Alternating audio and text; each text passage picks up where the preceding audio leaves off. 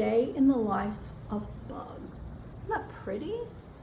Oh, it's by Dr. Jessica L. Ware. Look at that. I like this book especially because it tells us a lot about bugs from all over the world, not just here in Arkansas or Jacksonville. So I'm going to turn the pages, and already, look, can you see? Already the pages are so pretty. And this book is found in our nonfiction section in the area 595.7. You can see there? Yeah, that's the call number.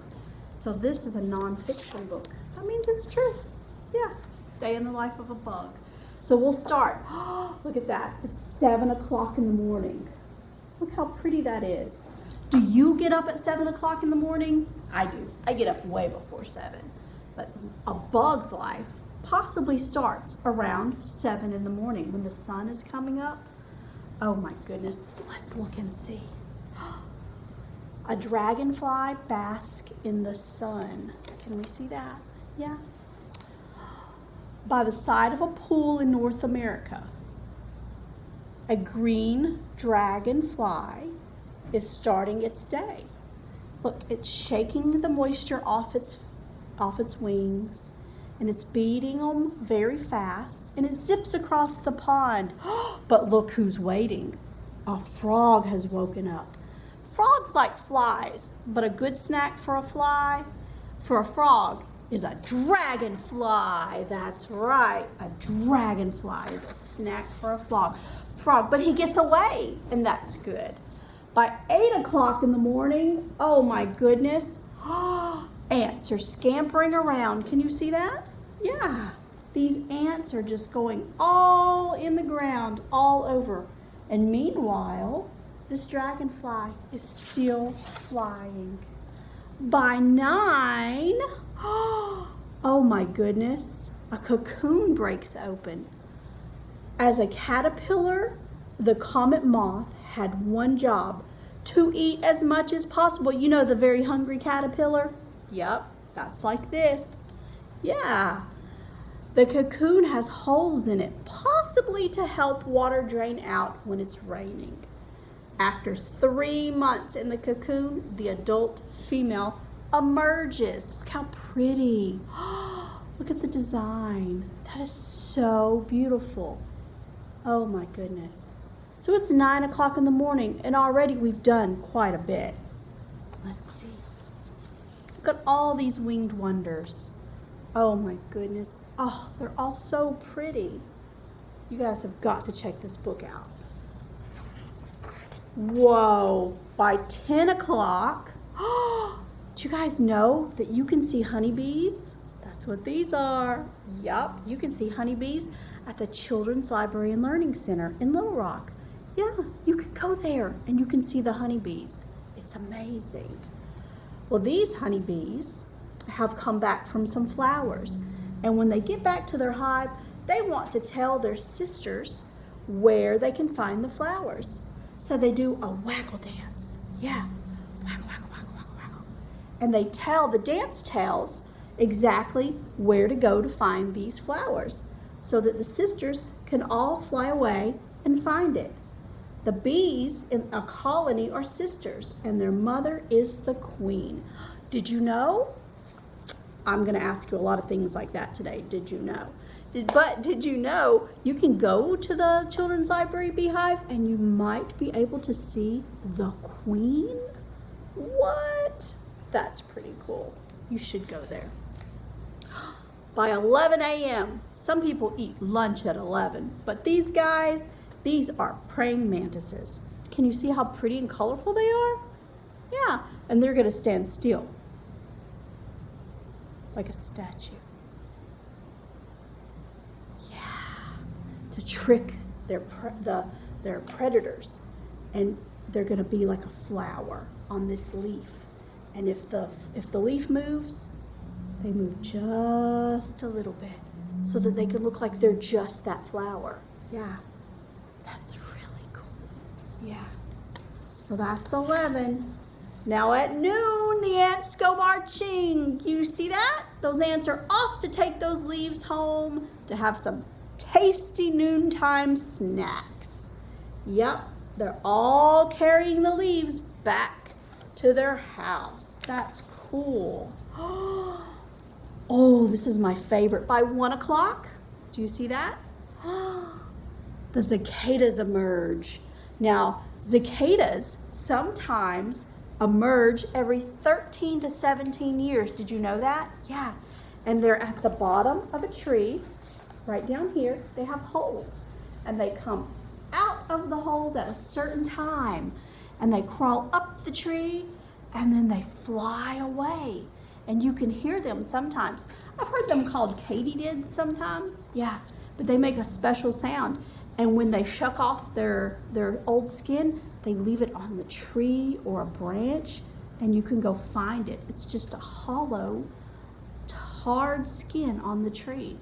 And sometimes we found them out here at the library, and we've collected them, and we've examined them to see what they look like, and the hardness or the soft, or, we've done some experiments with them. It's very cool, the things you can find out in the world, in nature. Yeah, and they fly away, but they have to be careful because bluebirds like them too. Yeah, and here are all the cool animals that you can find. Isn't that interesting? Yeah. Oh man, look at these flowers. Can you see that? Can you see those flowers? Yeah, we have some pretty flowers outside the library, so we're going to get butterflies, and we've already had some dragonflies. Yeah, but this dragonfly is on the hunt. He's flying all over the pretty meadow, and he meets this butterfly, and this butterfly is looking for nectar.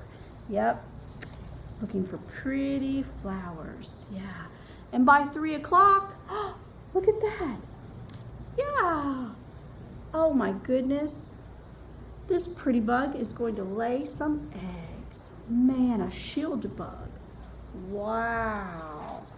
You guys, can you spot the praying mantis in this picture? Do you see it? I know. This praying mantis looks just like these flowers. And that's by 4 o'clock. So already there's so many things happening in the world that we didn't even know. That's so amazing. Hey, do you want to go outside with us?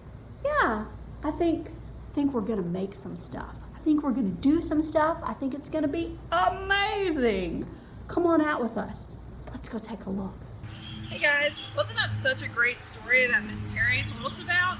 All the bugs and things in nature and frogs and things like that. Today we've got a really exciting activity that you can do on your own outside, especially with all this nice weather around.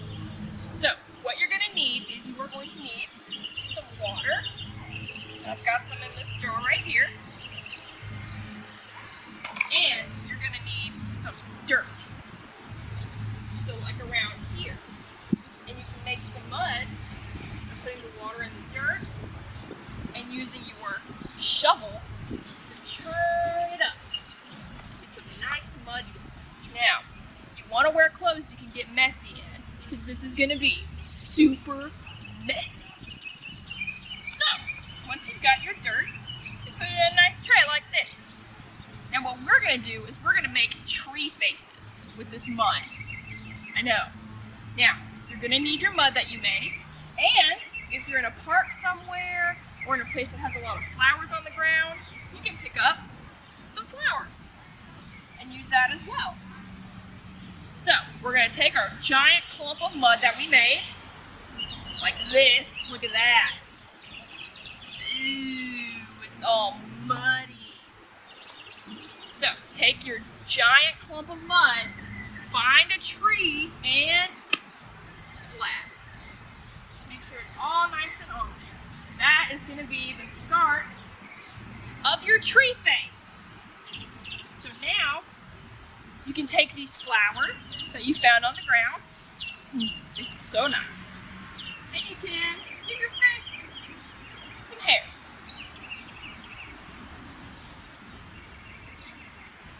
And maybe a mustache. Yeah, nice. And you can give your face some eyes Gonna use this dandelion.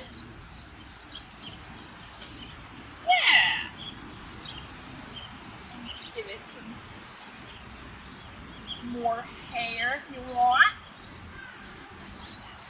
And voila, you have a tree face with an eye, some hair, and a mustache. Now, the other thing you can do, we've got all of these beautiful flowers that we found in the ground, is you can get a bowl and a masher and get these flower petals that you found. Ooh, these are nice smelling. And any kind of flower petals you find on the ground will do. You can also put in some pine cones, or some grass, or even some sticks. So, get what you want in your little bowl, and you add your water. And guys, we are going to make some nature potion. So, with your masher, you're going to squish up the flower petals. And you can do a little turn motion if you want, or you can just mash it. It's whatever is up to you. I'm going to add some more. Grab some of these, because these are pretty cool. Put them in there. And I'm going to continue the mashing. And if you bring some cinnamon with you, you can put cinnamon in there. And if you have some other kind of smells, you can put other smells in there. And when you're done with your nature potion, it's time to go home. You can just return it back to nature. That's the great thing about this. You don't have to throw it away in a garbage can. You just put it back where it belongs, in nature. Well guys, that's all the time we have for today. Thanks for coming to Storytime, and we'll see you next month.